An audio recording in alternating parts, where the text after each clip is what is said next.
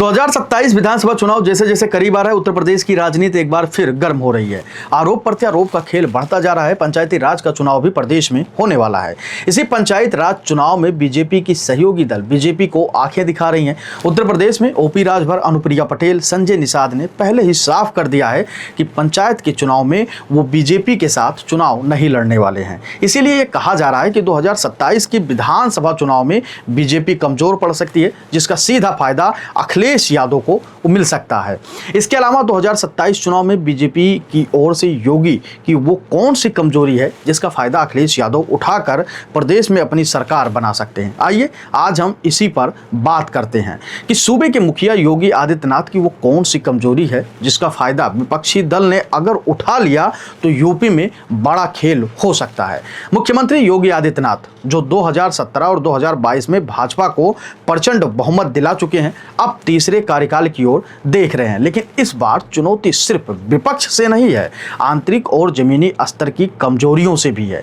आइए नजर डालते हैं योगी सरकार की 5 बड़ी संभावित कमजोरियों पर।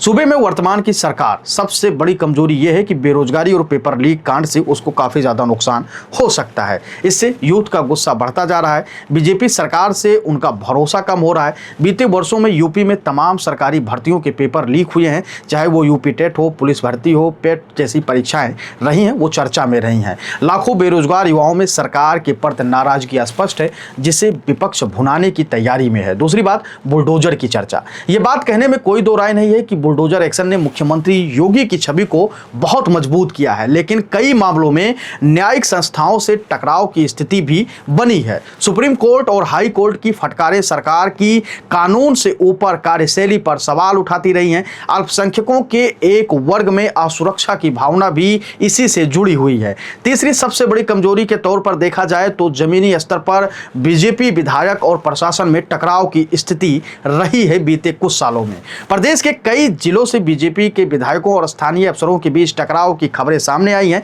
इससे आम जनता में प्रशासनिक जवाबदेही को लेकर भ्रम और नाराजगी की स्थिति बनी है। कार्यकर्ता और आम भाजपा समर्थक खुद को उपेक्षित महसूस करते रहे हैं। चौथी बात, ग्रामीण क्षेत्रों में विकास का असंतुलन रहा है। शहरी इलाकों में योगी सरकार की योजनाएं जैसे स्मार्ट सिटी, एक्सप्रेसवे, एयरपोर्ट तेजी से बढ़े हैं, लेकिन ग्रामीण इलाकों में स्वास्थ्य, शिक्षा और कृषि सहायता जैसी बुनियादी जरूरतों पर अपेक्षित ध्यान नहीं मिला है। इससे गांव कस्बों में सरकार के प्रति असंतोष गहरा सकता है।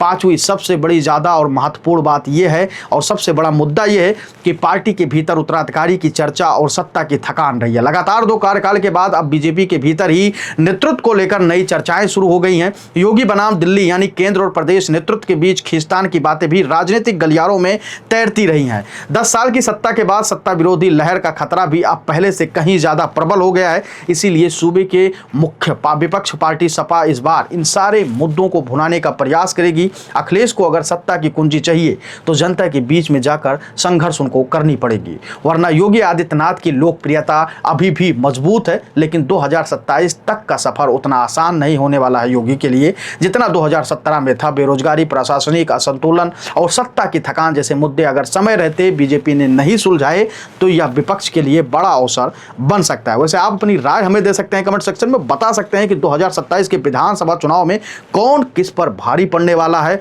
और योगी आदित्यनाथ की वो कौन सी कमजोरियां हैं और कौन सी वो उनके मजबूत इरादे हैं जिससे एक बार फिर से उत्तर प्रदेश में भारतीय जनता पार्टी की सरकार बनेगी। आप हमें राय अपनी कमेंट सेक्शन में जरूर दीजिएगा। धन्यवाद।